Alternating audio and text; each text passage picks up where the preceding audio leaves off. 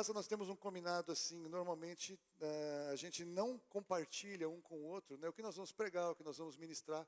E isso é muito legal porque permite que a gente chegue aqui na igreja e seja mais surpreendido e mais impactado, porque Deus fala conosco, isso é muito bom. Então a ministração que a Fulvia fez é a do fim do culto, já foi feita, está todo mundo liberado, glória a Deus. Tremendo, foi muita concordância. Porque o que eu quero falar para vocês é algo que Deus tem incomodado o meu coração. Eu já arranhei esse conteúdo um pouco, de alguma forma, hoje eu quero falar de uma maneira mais organizada. Porque eu quero falar com vocês uma palavra de desafio, dizendo: saia da escravidão invisível. Saia da escravidão invisível. O mundo espiritual, o mundo que nós vivemos, ele tem coisas muito sutis, ele tem coisas que trazem uma prisão, trazem um certo engano sutil na vida das pessoas, que faz com que as pessoas não entendam e não percebam que muitas vezes nós lutamos contra prisões, lutamos contra coisas que nós aparentemente não conseguimos sair, situações que se repetem na nossa vida, nós falamos: puxa, mas eu sou de Jesus, eu estou salvo, está tudo bem. Mas se você não entender o que está por trás e de onde isso vem e como isso começou, então que atitudes você tem que tomar contra isso na sua vida diária, você pode ficar com áreas enroscadas na sua vida sem nem entender o que é e sem aparentemente não ter nada ao seu redor. Eu quero começar a fundamentar essa palavra no Evangelho de João, no capítulo 8, versículo 31 a 37. Eu vou ler Jesus aqui, ele falando com os judeus que haviam crido nele. Jesus estava falando com aqueles que estavam começando a sair de onde estavam, sair da sua vida religiosa e começando ali a ouvir o que Jesus estava falando. Então, no versículo 32 do capítulo 8 de João, do Evangelho de João, 31, perdão, está assim: disse, pois, Jesus aos judeus que haviam crido nele: se vós permanecerdes na minha palavra, sois verdadeiramente meus discípulos, e conhecereis a verdade vos libertará. Responderam-lhe: somos descendência de Abraão, e jamais fomos escravos de ninguém. Como dizes tu, sereis livres? Replicou-lhe Jesus: em verdade vos digo, todo que comete pecado é escravo do pecado. O escravo não fica para sempre na casa, o filho sim para sempre. Se, pois, o filho vos libertar, verdadeiramente sereis livres. Bem seis que sois descendência de Abraão, contudo procurais matar-me, porque a minha palavra não está em vós. Então essa é uma questão interessante. Os judeus, eles acreditavam realmente que eles estavam fazendo a vontade de Deus, que eles se relacionavam com Deus e que eles eram livres, nunca foram escravos. Tinham sido escravos no Egito, mas agora não mais naquele tempo que eles viviam. Nunca fomos escravos. Mas aí o Senhor Jesus começa a trazer para eles uma revelação de que o pecado é uma prisão, que o pecado é um lugar de cativeiro.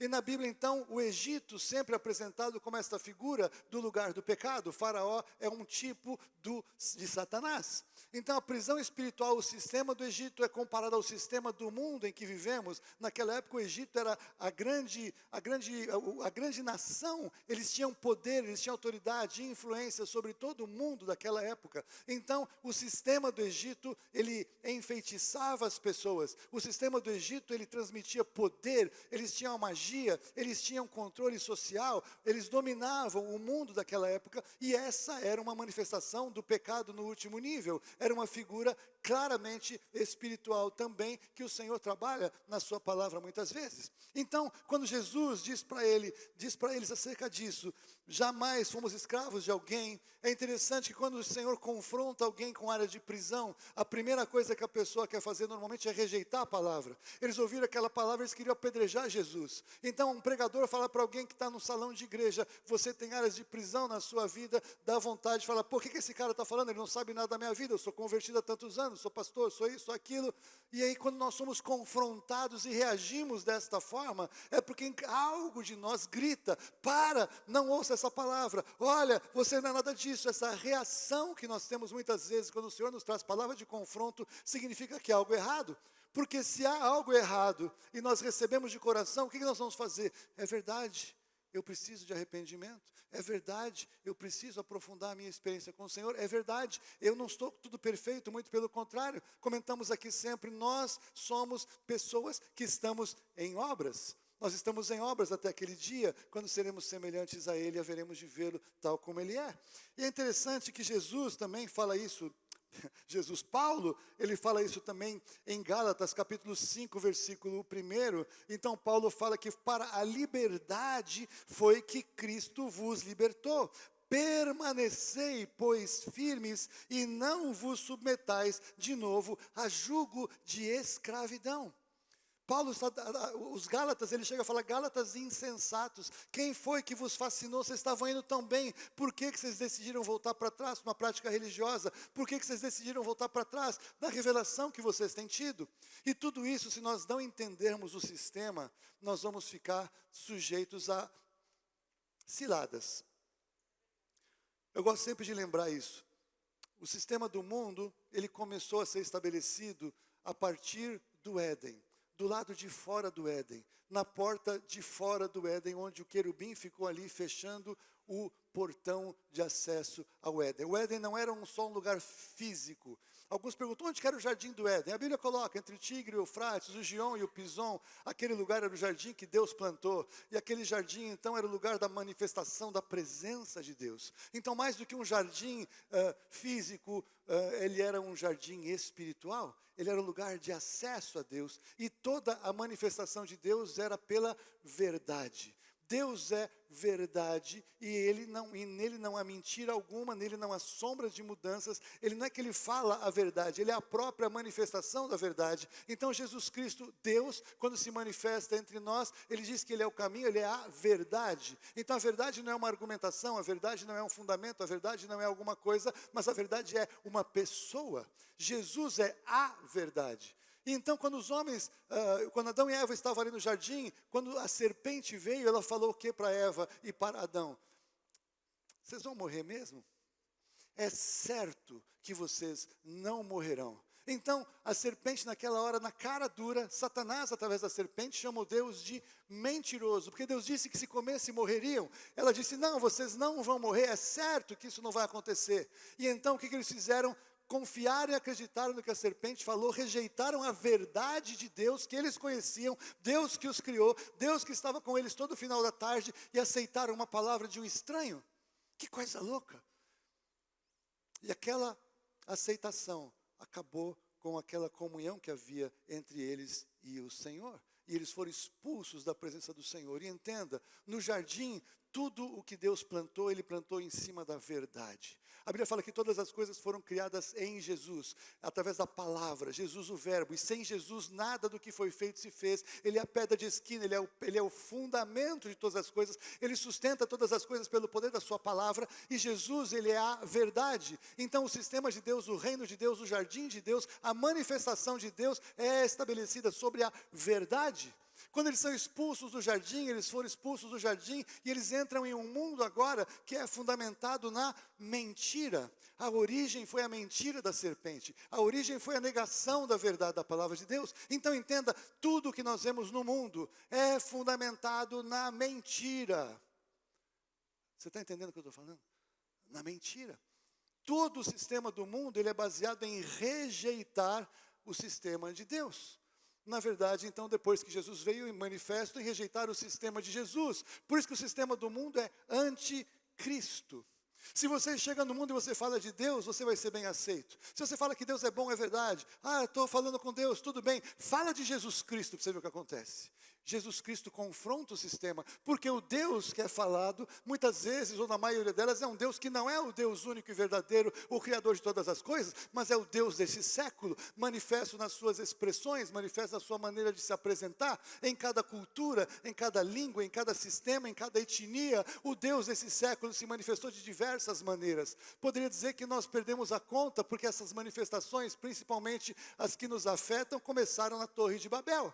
Cada idioma que saiu, um principado espiritual da parte de Satanás saiu e começou a influenciar a cultura que começou a ser estabelecida com um novo idioma, num lugar geográfico para onde foram e aonde cresceram, se estabeleceram e se multiplicaram, porque a bênção do Senhor de ser fecundo, multiplicar e encher a terra é sobre a humanidade, não era especificamente sobre os que criam em Deus. Nós podemos agora no Senhor, nós somos chamados pelo Espírito Santo a ir por todo mundo e pregar o Evangelho a toda criatura. Essa é uma bênção sobre nós da igreja. Essa autoridade espiritual agora, maior do que a autoridade natural, é nossa como igreja. É por isso que nós podemos exercer autoridade contra os espíritos das trevas, contra principados e potestades. Exercemos autoridade em nome de Jesus. Mas a criação, a humanidade, depois de Babel, continuou sendo fecundos, multiplicar, encher a terra, debaixo de principados e potestades, seres espirituais das trevas, contrários à palavra de Deus, contrários ao sistema de Deus, contrários a Jesus o Cristo. Não tem direita e esquerda, não tem culturas, todas elas vêm do inferno. João fala isso com muita clareza na sua primeira carta. Sabemos que somos de Deus e o mundo inteiro jaz no maligno. O que fica fora do mundo inteiro? Não sobra nada. Se nós não entendemos que o mundo está, fazer uma coisa feia, imerso no maligno, nós achamos que no mundo tem coisas boas, tem coisas ruins, tem coisas de Deus e tem coisas do diabo. Tem coisas que não são nem de Deus nem do diabo. Elas estão ali, são coisas isentas, são coisas naturais e fofinhas, que não tem problema nenhum eu me envolver com elas. Elas estão tudo bem, elas não são nem crentes, nem são incrédulas. São coisas, são sistemas, fazem parte da cultura, fazem parte do folclore, fazem parte da história, fazem parte do que quer que seja, mas elas estão imersas no maligno. A origem é ante-Deus, a origem é na mentira. E o Senhor, vocês já me ouviram falar sobre isso, eu quero inculcar isso na sua cabeça. O diabo, ele não fala só mentira, o diabo fala verdades.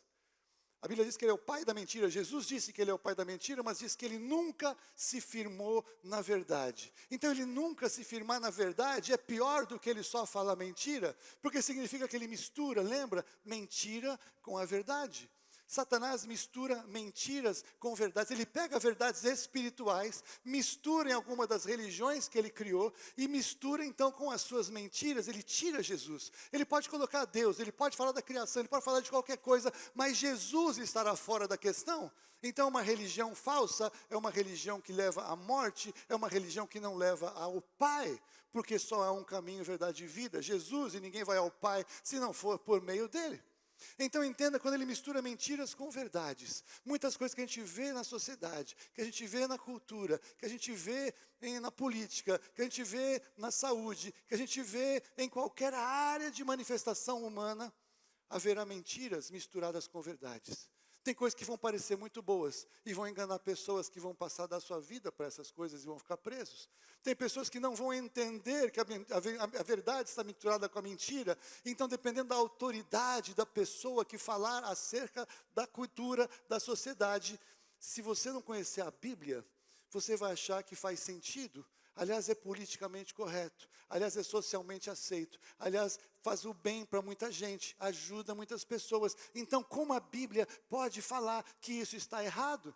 É mais fácil, então, achar que a Bíblia está errada, porque ela contraria um grande sistema de pensamento. E se alguém que diz que é de Jesus Cristo e rejeita a Bíblia, quando ela confronta alguma coisa que faz parte de um grande padrão de pensamento, não sabe no que crê. A Bíblia é a verdade, porque a Bíblia é a palavra de Deus. E vivemos dias cada vez mais chocantes em que coisas totalmente contrárias à palavra de Deus são apresentadas como verdades científicas, verdades que devem ser seguidas como realidades. A gente tem até que tomar cuidado para pregar algumas coisas hoje. E quando a gente vê essas coisas, nós precisamos pegar a Bíblia e confrontar se é verdade ou se é mentira. Nós temos que confrontar quem está falando com a verdade da palavra de Deus, se é que realmente cremos que a Bíblia é a palavra de Deus. Esse é o maior problema. A palavra de Deus tem sido relativizada na pregação dentro de igrejas. A palavra de Deus, ela é absoluta, não é relativa. Tudo é relativo, mas o Senhor é absoluto, porque Ele é o Criador, Ele tem todas as coisas. Não há salvação fora de Jesus Cristo, não há verdade revelada fora da sua palavra. E toda, então, a nossa análise de fazer acerca de tudo que vivemos, tudo que vemos, tudo que observamos no nosso dia a dia, precisamos confrontar com a palavra. E aí o profeta diz algo que nós vemos todos os dias agora acontecendo: ai daquele que chama o mal bom e o bom mal. A verdade de mentira a mentira de verdade. Você percebe como isso está acontecendo? E como há um massacre para se estabelecer algumas coisas como verdades, mesmo que socialmente ao longo da história não eram estabelecidas como verdades, agora passam a ser? Então o tempo que nós estamos vivendo é o tempo em que a mentira vai avançando, a mentira vai se estabelecendo. E então nós temos que entender o quê? Nós não somos daqui, se nascemos de Cristo. Nós estamos de passagem. E enquanto estamos aqui, nós não podemos nos conformar com o sistema do mundo. Nós precisamos considerar o sistema do mundo na sua origem maligno, mentiroso, porque a Bíblia diz: depois, se pela palavra o que está sendo feito não é contra a palavra, é claro que nós vamos viver. Exemplo, é claro que nós vamos trabalhar no sistema do mundo. É claro que nós vamos fazer nossas carreiras no sistema do mundo. Nós vamos ganhar dinheiro trabalhando lá. Nós vamos fazer o que tem que ser feito para sustentar nossas casas. E Deus vai nos sustentar lá. Mas muitas vezes o sistema, o padrão de carreira, tem aspectos contrários à palavra de Deus. E eu vivi isso muitos anos na carreira. Não é sensato para um crente achar que é possível fechar um grande contrato com a bênção de Deus numa casa de prostituição chique. É totalmente contrário à palavra de Deus. Não, eu só vou lá para assinar o contrato. Eu vou ficar de olho fechado. Eu só vou olhar para a direita e para a esquerda. Eu vou olhar para baixo. Querida, não dá para estar num lugar desse. Então tem que trabalhar? Tem que prosperar naquela empresa? Tem que fechar o grande contrato? Tem, e glória a Deus por isso. Mas se o preço para se fechar isso é ceder algumas coisas assim, eu não vou ceder. E Deus vai me prosperar de outra forma, porque Ele reina acima do sistema. Ele reina acima da política empresarial. As mulheres não têm que ceder a pressões dentro das empresas. Peça demissão, denuncie o assediador. Deus tem a carreira para você sem você fazer nada contrário à palavra de Deus e que ofenda a sua santidade e a sua vida pessoal. E esse sistema é o sistema maligno misturado com a verdade. Todo o sistema de meritocracia das empresas é de Deus e é do reino. Somos todos salvos pela graça e por meio da fé. Mas o galardão é proporcional ao que fazemos. Já falei muitas vezes, no céu não somos todos iguais. No céu seremos diferentes segundo o que fizemos aqui neste planeta através do nosso corpo. Nossas obras é que vão nos acompanhar e que nos vão dar acessos mais próximos de Deus o Pai. Então o sistema do Éden era o sistema de Deus. O sistema do mundo é o sistema contrário a Deus. O sistema de Babel é essa manifestação depois que aconteceu. Então veja, Jesus então, ele diz o seguinte, aqui no fundamento central, que eu quero trazer para vocês desta realidade, a escravidão do sistema do mundo. Evangelho de João, capítulo 17, versículos 13 a 16. Nós lemos Jesus falando, mas agora, Jesus estava indo embora, estava se preparando para ir para a cruz. Estava orando a oração sacerdotal de Jesus. Ele diz, mas agora, vou para junto de ti. Estava orando ao Pai. E isso falo no mundo, para que eles tenham o meu gozo completo em si mesmos no mundo. Jesus não ia levar eles para o céu naquele momento para eles terem um gozo completo. Eles poderiam viver o melhor de Deus aqui. Embora ele tenha dito também que aqui teremos aflições. Então aqui nós podemos viver as duas coisas. Já vou falar sobre isso. Então, para que eles tenham o meu gozo completo em si mesmos. Eu lhes tenho dado a tua palavra e o mundo os odiou. Porque eles não são do mundo, como também eu não sou. Não peço que os tires do mundo, e sim que os guardes do mal, do maligno. Eles não são do mundo, como também eu não sou. Então aqui eu volto naquele texto que eu falei agora com a referência, 1 João 5,19, João que escreveu o Evangelho, João que escreveu as cartas, João que escreveu o Apocalipse, João que estava nessa conversa. Na sua primeira carta ele volta a esse assunto, quando ele diz, sabemos que somos de Deus, e o mundo inteiro jaz no maligno. Então a questão é, o Senhor nos libertou do mundo. O mundo jaz no maligno. Nós vamos continuar vivendo no mundo. Por muito tempo, Muitas pessoas chegaram a pensar que o jeito do crente viver seria sair do mundo e viver num mosteiro, viver num lugar retirado. Aí descobriram que o pecado entrava lá também. Não dá para ficar retirado do pecado, porque o pecado está no mundo e na verdade o pecado está nesse corpo carnal. Quando nós nos convertemos a Cristo, nós não viramos santos. Nós agora somos transformados, somos santificados dia a dia. Somos santos no céu na nossa posição, mas vamos lutar contra o nosso pecado. A carne continua militando contra o Espírito e nós só vamos viver a libertação disso quando formos ao Senhor no arrebatamento em nome de Jesus, que é muito melhor do que morrer em Cristo, amém? Eu sou mais favorável a ser arrebatado, eu respeito quem pensa coisa contrária. Mas quando formos embora daqui, então se manifestará quem nós somos criados em Cristo para ser definitivamente. Mas enquanto estamos aqui então, o sistema do mundo, ele atrai a nossa velha natureza. O sistema do mundo, ele é muito sedutor.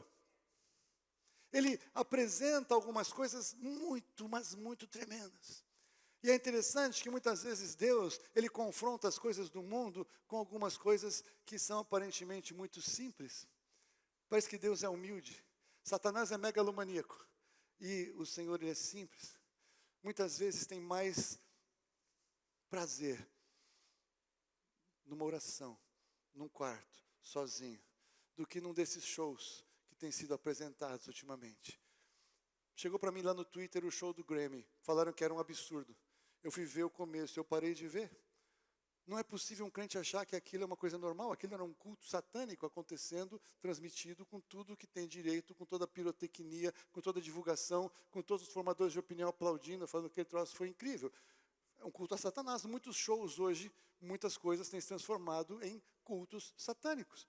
Repetindo o quê? Babilônia. Lembra a Babilônia? Ananias, Misael e Azarias? Junta todo mundo. Tem um show maravilhoso, tem uma estátua lá na frente, tem um ídolo lá na frente. Tem uma música para ser cantada, tem uma música para ser tocada. Quando tocar a música, quando chegar a hora, todo mundo tem que fazer tem que se prostrar e tem que se curvar diante daquele ídolo.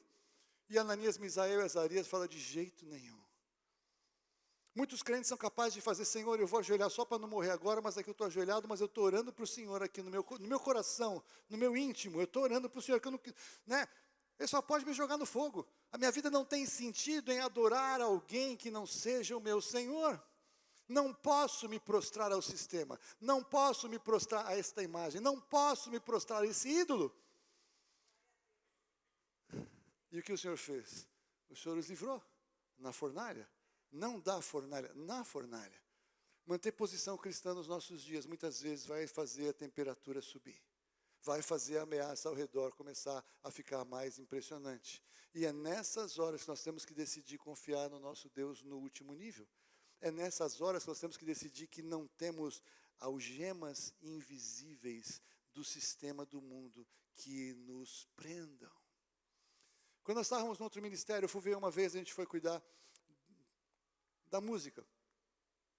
E tinha alguns que ministravam. E aí tinha alguns que postavam a foto com um copo de cerveja desse tamanho.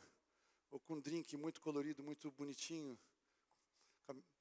Aí nós falamos na primeira conversa, eu falei para eles, olha, é o seguinte, a partir de agora, se você quer fazer parte do louvor, você tem que ficar 6 meses sem beber nada. Os caras ficaram assustados, como assim? Por que 6 meses? Porque se você não consegue ficar 6 meses sem beber, você é um alcoólatra e não sabe. Você está achando que você bebe só socialmente. Agora, se você é livre para beber, você é livre para não beber. E essa é uma discussão muito forte no meio cristão. Pessoas que não sabem nada de Bíblia se tornam teólogos para discutir como é que era o tipo do vinho que Jesus bebeu no Novo Testamento. Eles não sabem nada de Bíblia, mas vão saber se o vinho é alcoólico, não é alcoólico, o teor alcoólico. Não sabem nada mais. Mas para justificar uma prisão que ele não consegue definitivamente ficar sem beber por muito tempo, ele quer dizer que ele tem controle, mas que ele pode fazer porque o vinho de Jesus era outro. Muitos dizem que podem realmente ir em determinados ambientes, frequentar determinados lugares, e que nada vai acontecer. Complicado hoje em dia. Então o que acontece? A pessoa se coloca numa situação de tentação, sabe assim? Vocês sabem, cada um sabe onde aperta o calo. E a gente quer sempre dizer para Deus o seguinte, olha Deus, é perigoso, eu sempre faço esse tapete aqui, né? É perigoso se eu for depois do tapete, o seu limite. O seu limite. E alguns, em vez de falar disso, aquele é o meu limite, eu vou ficar aqui. Como José fez, por exemplo, que ele largou a capa na mão da mulher de Potifar e foi embora. Porque aqui é o lugar mais seguro. Mas tem alguns que falam, sabe o que é? Até aqui eu dou conta. Aqui não é tão sério assim. Aqui não é tão... Olha, eu posso vir até aqui, que está tudo bem. E cada um de nós tem esta área. Agora, sabe o que eu quero dizer para você? Esta área que te prende neste lugar, esta área é uma área de prisão da sua vida. Porque se você não consegue andar para longe dela e falar, quero ficar longe, é porque tem aqui justamente uma prisão invisível, tem uma atração invisível, tem uma coisa na sua alma que fala, eu quero ser de Deus, mas eu não consigo abandonar estas coisas que eu vivia na minha vida anterior. E cada um de nós tem a sua área de sedução da vida anterior, a sua área de idolatria da vida anterior. Se a gente fala, por exemplo, o seguinte, fique um bom tempo sem ouvir música do mundo e enche o teu carro de louvor. Você fala, ô pastor, isso é fanático. Se você não consegue ficar tanto tempo sem ouvir música do mundo, quanto você não consegue ficar 6 meses sem beber, a música do mundo é uma idolatria para a sua vida e você precisa se livrar disso. Porque o que eu estou falando... Pare de ouvir e ouça só louvor por 6 meses, porque reprograme a sua mente. Quer dizer que eu não posso ouvir música do mundo? Claro que você pode fazer o que você quiser. Agora pensa que tipo de música que você ouve, que tipo de letra que você ouve, que tipo de programação você está colocando na sua mente. Preste atenção na letra. Tem coisas lindas e poéticas? Claro que tem. Então filtre. Agora, eu proponho, você consegue ficar um mês sem ouvir nada e só ouvir louvor? Eu te garanto que a tua vida devocional vai mudar sim. Te garanto que a unção da sua vida vai mudar sim. Te garanto que a tua frutificação espiritual vai mudar sim. Porque se você não consegue parar de fazer alguma coisa que é do sistema do mundo, você está preso numa cadeia invisível, a tua vida espiritual está presa e você não sabe. Todas as coisas me são lícitas, mas nem todas as coisas me convêm. Todas as coisas me são lícitas, mas eu não me deixarei dominar de nenhuma delas. O que te domina que você não consegue? Você não consegue ficar sem ver série da Netflix? Você tem que ver 200 no final de semana? Fique sem ver nenhuma e substitua por vídeos cristãos por um mês. Se você não consegue fazer, você está escravo. Dura essa palavra? Queridos, nós estamos vendo um tempo em que o sistema do mundo está avançando de uma maneira tão tremenda, em coisas que são socialmente aceitas, que não tem nada de errado e que está tudo bem, só que está trazendo os crentes para suas cadeias invisíveis, de quando eles eram antes, quando eles eram do mundo. E quando alguém fala, mas olha, você está em escravidão, nós nunca fomos escravos, e vão apedrejar quem está falando. Talvez alguns de vocês echassem uma pedra, tacaria em mim. Se o celular não fosse caro, você tacaria, talvez o sapato. Mas antes de falar para vocês, eu falei isso para mim. Eu tomei algumas posições na minha vida acerca disso, eu tomava meu vinhozinho de vez em quando. Nunca fiquei bêbado na minha vida. Mas aqui em Alphaville, algumas vezes eu estava em um jantar, um almoço de trabalho. Aí tinha aquele monte de taça de vinho, eu tomava assim, meia taça, quando eles serviam, brindava, dava um gole e parava por ali. Só que o que acontece? Conversa de amigos de trabalho, tem piadas muito engraçadas, tem pessoas que são aquelas pessoas mais diferentonas, que dão aqueles fora toda hora. Aí, alguns dias, aí passa um cara assim, naquele momento, na porta do restaurante, ele olha lá, vê assim, 7 homens de gravata, de trabalho lá, com taças de vinho, todo mundo rindo pra caramba, o pastor Haroldo está lá. Rapaz, ele está bebaço, olha como ele está dando risada. Eu sóbrio, dando risada de uma piada, com uma taça de vinho na frente. Sobre a minha vida pesa um pouco mais, não é isso? A Bíblia fala que eu tenho que fugir de toda a aparência do mal. Então o que eu decidi? Não bebo mais, ponto. Até é mais fácil de cuidar de pessoas que têm essas crises e ficam discutindo. Porque a pessoa nunca discute quanto que ela pode não beber. Crente não pergunta ao pastor, pastor, quanto eu posso não beber? Ele discute quanto eu posso beber. O que não é pecado? A partir de quando começa a ser pecado? Cadeias invisíveis do mundo que ainda prendem pessoas do Senhor Jesus. Tudo que você não consegue deixar, que não é de Deus, que é do sistema do mundo. Não estou falando do que é pecado, estou falando até do que é lícito.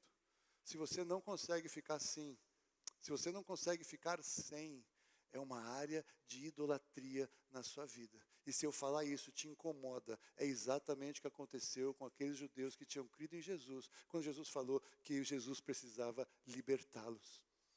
A gente fala mais de libertação quando a pessoa fica endemoniada. A gente fala mais de libertação quando a pessoa está com a vida completamente estragada. Mas eu estou falando de uma libertação de um grau muito mais alto que nós estamos caminhando como igreja. Sutilezas que te prendem, afetam a sua vida espiritual, envenenam a sua saúde espiritual. Você não consegue cortar, você acha que está tudo bem e você não entende por que a tua vida espiritual não aprofunda. Por que você não foi batizado do Espírito Santo? Por que você não consegue andar em santidade? Por que você não consegue servir ao Senhor? Por que você não consegue ser curado de uma enfermidade? Você sabia que tem enfermidades que são associadas a pecado? A gente pode orar e falar, ser curado em nome de Jesus, ser curado em nome de Jesus. Se não se arrepender do pecado, vai ficar preso na enfermidade. Não foi isso que Jesus falou? Teus pecados estão perdoados, levanta a tua cama e anda. O problema dele não era ser curado, era ser liberto do pecado. Ou era ser agora perdoado do pecado. Era ter uma oportunidade de transformação, de libertação do seu pecado. Outros são pactos espirituais. Lembra aquela mulher que entrou encurvada quando estava na sinagoga e Jesus estava lá, que Jesus não mandou ela para ortopedista, aliás, não mandou ela para ortopedista mesmo. Todo mundo ia mandar ela para ortopedista. Mas Jesus falou o quê? Expulsou demônio de enfermidade. Onde um crente pega demônio nesse grau? Não é dentro do culto. É na beiradinha. É com concessões. É com áreas cinzas. Os crentes são tão criativos que até áreas cinzas, sabe assim? Tem uma área que não é nem pecado, nem não é pecado, é cinza. Eu sou daltônico. É verdade. Mas entenda, vocês estão entendendo o que eu estou falando? O que eu quero dizer para você é o seguinte, o que você na sua vida, você não consegue ficar 1 mês sem fazer, 2 meses sem fazer, eu vou dizer, faça e substitua por algo totalmente de Deus. Veja se você consegue. Diga para você mesmo se você consegue ou não. Coisa mais chocante, uma das chocantes da minha vida, a primeira vez que eu fiz um jejum mesmo daqueles, né? Que eu estava começando a conhecer o Espírito Santo. Eu trabalhava no mundo corporativo, então eu tomava 5, 6, 7, 8 cafés todo dia. Xicrinhas de café, cafezinho. Calma, no pecado, a gente não crê que é pecado tomar café. Você me ouve, fica comigo, eu tomo café, tudo bem, glória a Deus. Né? Mas o que aconteceu? Eu fiz jejum de café naquele dia. Gente, eu quase morri.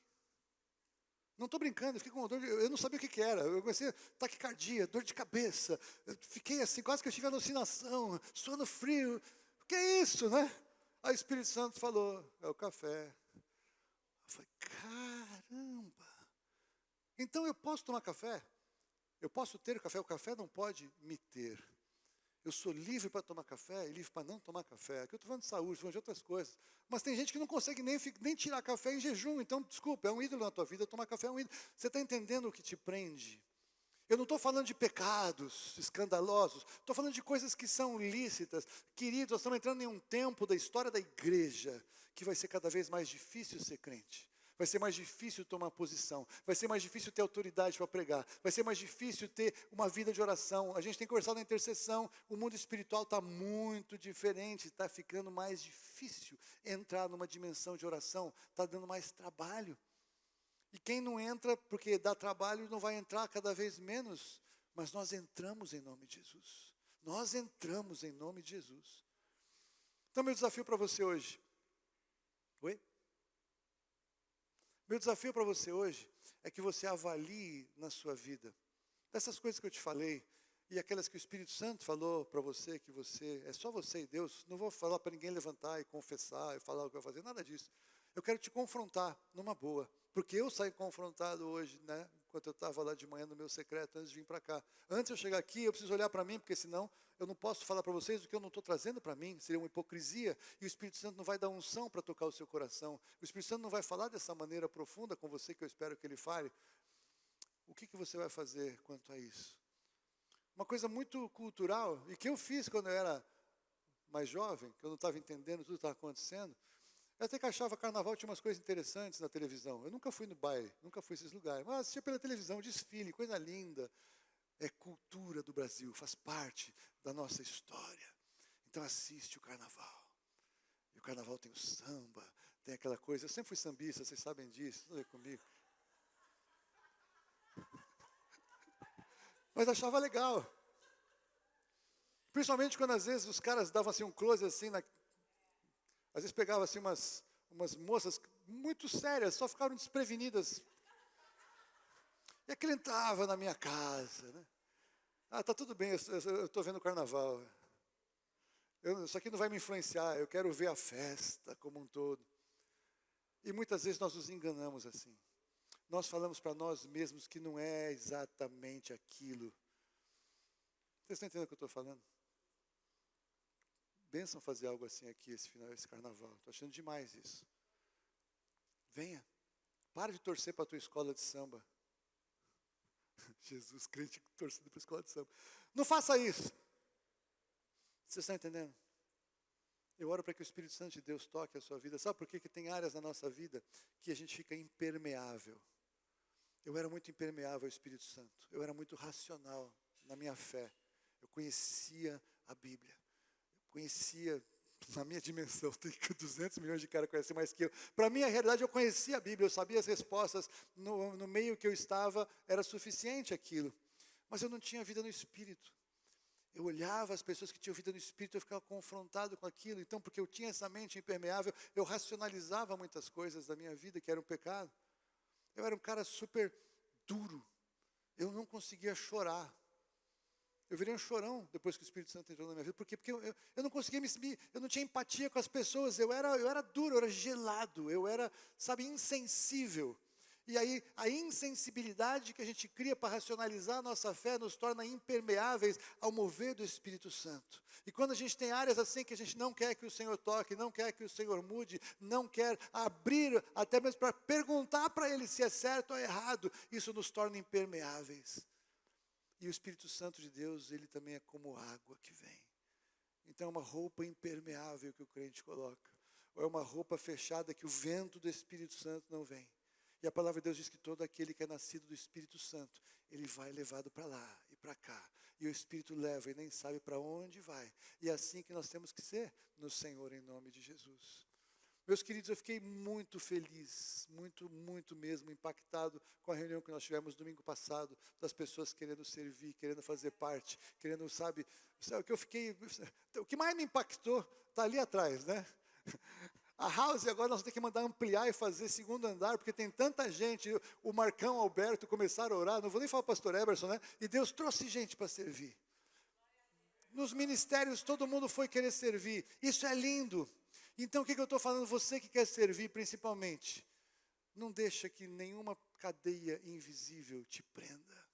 Aproveita esse momento para estourar o seu cativeiro em nome de Jesus. Isso tem que acabar porque Jesus te libertou. Então não tenha dificuldade de romper. Jesus já te libertou. O que Ele podia fazer, Ele fez. Agora é só você e eu que podemos fazer o que falta para isso ser completo nas nossas vidas, em nome de Jesus. Você está entendendo o que eu estou falando? Vamos fazer um movimento de oração acerca disso? Eu queria te convidar onde você está, porque se o Espírito Santo de Deus falou alguma coisa, eu te sugeri algumas experiências. Troca a tua música, troca séries, fica tempo sem beber, faz algumas coisas assim, substitui por louvor, literatura, substitui literatura por ler a Bíblia. Tem gente que fala, não dá para ler a Bíblia. A Bíblia é um livro imenso. Eu vou levar a minha vida inteira, 500 anos para ler a Bíblia, porque a Bíblia é enorme. E você já leu mais páginas de internet ontem do que a Bíblia inteira. A Bíblia não é grande. Grande é a oposição para que você não leia a Bíblia. O diabo sabe que se você conhecer a palavra de Deus, você se torna invencível contra ele. E muitas das mentiras que você acredita ao longo desses últimos anos vão cair por terra, página a página, página a página, página a página. E a verdade vai te libertar. A verdade é Jesus. A verdade é a palavra de Deus. Jesus é a palavra de Deus. Essa é a revelação. Então, em nome de Jesus, eu quero te convidar a fazer propósito na sua vida. Não vou falar para você votar.